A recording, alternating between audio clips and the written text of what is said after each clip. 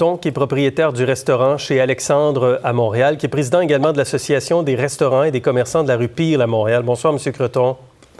Bonsoir. Et Louis McNeil, qui est copropriétaire des restaurants Cosmos à Québec. M. McNeil, bonsoir. Bonsoir. M. Creton, d'abord, je vous demande une première réaction aux annonces que je rappelle, et je veux simplement bien les détailler pour que les gens comprennent bien. C'est une réduction essentiellement de la capacité des lieux à 50 interdiction de la danse, le karaoké, les personnes doivent demeurer assises, etc. On revient à ces mesures-là. Votre première réaction, M. Creton? Bien, écoutez, elle n'est pas drôle. D'abord, elle n'est pas drôle parce qu'ils nous ont annoncé ça hier. Et puis, on avait 2 belles journées pour les parties de bureau à travers toute la province. C'était aujourd'hui, demain et après-demain. Et là, maintenant, du jour au lendemain, on nous coupe tous nos revenus en disant « c'est fini, restez chez vous, terminé ». Tous les parties de bureau ont été annulés à travers toute la province chez tous nos amis restaurateurs. C'est scandaleux. Aurait-il pu attendre lundi avant de nous interdire de recevoir des clients? C'est scandaleux. Maintenant, c'est-à-dire, M. Creton, les nouvelles mesures, c'est à partir de lundi, à partir du lundi 20 décembre. Mais puisqu'il y a eu des annonces au cours des dernières heures, derniers jours, il y a déjà un effet sur vos activités. Ah, mais immédiat. Tous les parties de bureau de chez Alexandre, comme chez mes collègues, ont été annulées. Toutes les parties de bureau ont été annulées. C'est plus drôle du tout. OK, M. McNeil, votre réaction à vous de votre côté, M. McNeil, comment ça se passe dans les restaurants Cosmos? Bien, on a quand même eu beaucoup de cancellations depuis 3 jours, surtout tous les groupes qui étaient du gouvernement. On est à Québec, fait qu'on a beaucoup de ministères, puis on a eu quand même pas mal il y a un petit peu de panique, je te dirais. Moi, je suis chanceux, j'ai un traiteur qui, lui, va quand même très bien. Les restaurants sont très grands.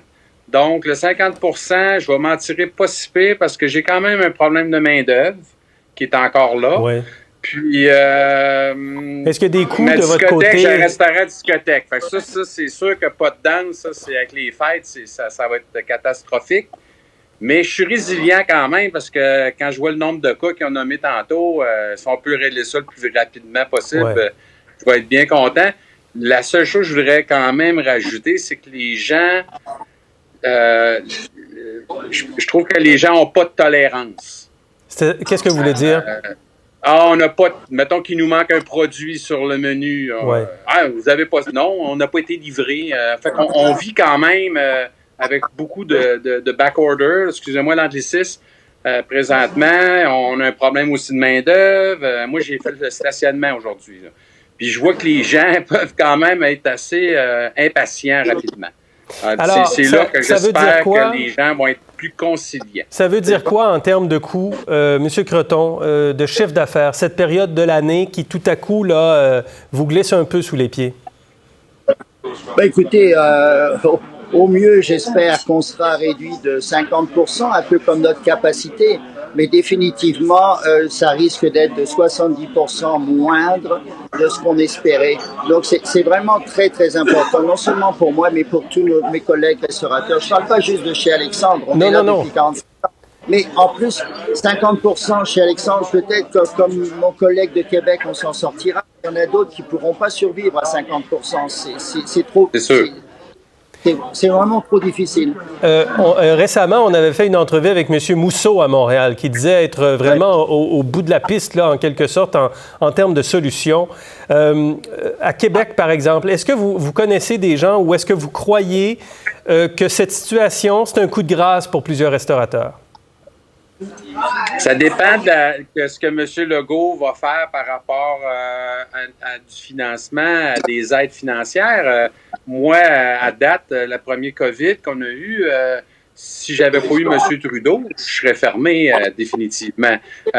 Puis le provincial m'a absolument rien donné. Alors j'espère qu'ils vont pouvoir faire quelque chose à ce moment-ci avec leur administration. Là. Vous souhaitez, M. McNeil, que des soutiens financiers viennent avec ça? Que ça soit un crédit fiscal, que ça soit quelque chose qui peut nous aider, parce qu'on a, au niveau provincial, moi j'ai absolument les programmes, il y en avait, mais il n'y en a pas un que j'étais vraiment éligible.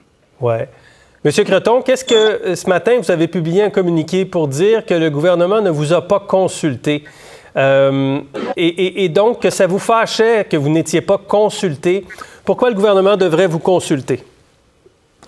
Bien, écoutez, comme je l'ai dit auparavant, on était en plein parti de bureau.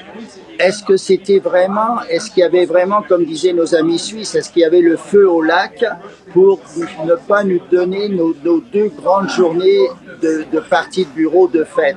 C'est ça qui était scandaleux. Du jour au lendemain, on dit ne venez plus dans les restaurants. C'est exactement ça que ça voulait dire. Donc, de là, je trouve que c'est scandaleux de ne pas avoir consulté l'Association des restaurateurs alors qu'on a été les premiers touchés à Montréal, dans le centre-ville, avec les gens d'affaires. Donc, M.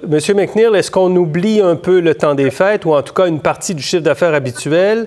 Et janvier et février. Janvier-février, je ne crois pas que c'est les meilleurs mois là, pour la restauration. Mais non, c'est les pires mois. C'est les pires mois. Donc, ça ressemble à quoi, dans votre esprit, là? À quoi ressemblent les prochaines semaines? Écoutez, moi, j'ai pas une si grosse baisse que mon collègue ici, là. Moi, je vais bien m'en tirer parce qu'on a eu quand même les 9 derniers mois étaient extraordinaires parce qu'on avait de la subvention, parce qu'on a eu de l'aide, parce qu'on payait pas cher nos loyers. Puis j'ai beaucoup de restaurateurs dans le Vieux-Québec qui me disent que et c'est leur meilleure année au niveau des baillas. Fait que je suis pas en mauvaise position. C'est sûr que moi, mon restaurant, il est payé. Le gars qui a ouvert il y a 3-4 ans, qui a des comptes à payer, etc., puis qui a un petit restaurant, il n'y arrive pas, c'est sûr. Ouais. Ça, là-dessus, j'ai beaucoup de... Mais on va quand même faire du take-out, on va essayer... On est imaginatifs, les gens de la restauration. Vous êtes résilients aussi. Notre steak, fait on va faire de quoi? Je ne sais pas quoi encore, mais on va bouger. On va faire de quoi? Ça demande beaucoup de résilience, en tout cas, M. Creton. Ah oui. Mais écoutez, on ne travaille pas dans un hôpital non plus. Ouais. Excusez-moi, là, mais moi, je ne voudrais pas travailler dans un hôpital présentement. Nous autres, on vend du bonheur. Fait que oui, c'est tough, mais je suis bien content de travailler dans la restauration encore. OK, bien, vous amenez de l'espoir, ça fait du bien. M. Creton, en terminant. Ben écoutez, nous, on est des marchands de bonheur. Moi, je veux que les gens viennent nous voir. Je veux partager avec eux. Je suis pas un traiteur, comme monsieur a la chance d'être traiteur, tant mieux. Mais moi, je suis un marchand de bonheur dans une brasserie française et beaucoup de mes collègues sont là. On est des marchands de bonheur. On veut avoir des gens. Je veux pas avoir de subventions. Je veux juste avoir des clients. Je veux juste avoir des clients satisfaits. Je veux juste gagner mon argent par moi-même. Avec le bonheur qu'on entend derrière vous, parce qu'il y a quand même du monde dans votre restaurant ce soir. M. Creton, merci. Et M. McNeil, merci. Bonne chance pour la suite. Bonne chance.